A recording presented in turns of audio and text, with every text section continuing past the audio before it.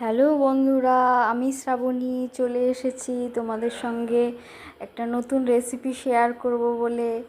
আজ আমি রান্না করছি একটা রেসিপি, এটা হচ্ছে মাছের মুড়ো দিয়ে ঘন্ট। তো এখানে আমি দিয়ে দিয়েছি তেল গরম করে, তেজপাতা, জিরে, এখানে তেল, আলুগুলো দিয়ে দিয়েছি, তারপর লবণ দিয়ে দিলাম।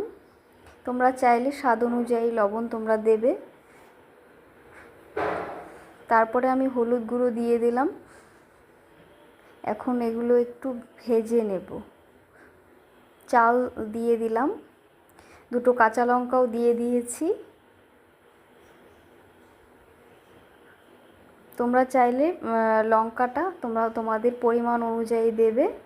আমি এখানে আমার পরিমাণ অনুযায়ী দিলাম। এগুলো একটু ভেজে নেব। হালকা ভাজা হয়ে গেলেই ওতে মুড়োটা আমি দিয়ে দেব।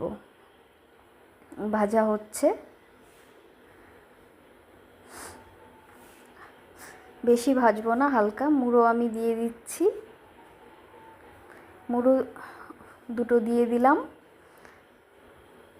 মুড়ো দিয়ে একটু হালকা ভেজে তারপর আমি দিয়ে দেব জল।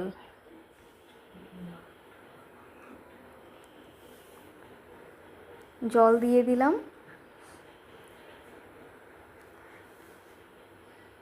তারপর দেখো এখানে হয়ে গেছে। এখন আমি নামিয়ে নেব। বাটিতে দিয়ে রেখেছি ঘি, একটু গরম মশলা। তো রেডি মাছের মুড়ি ঘন্ট।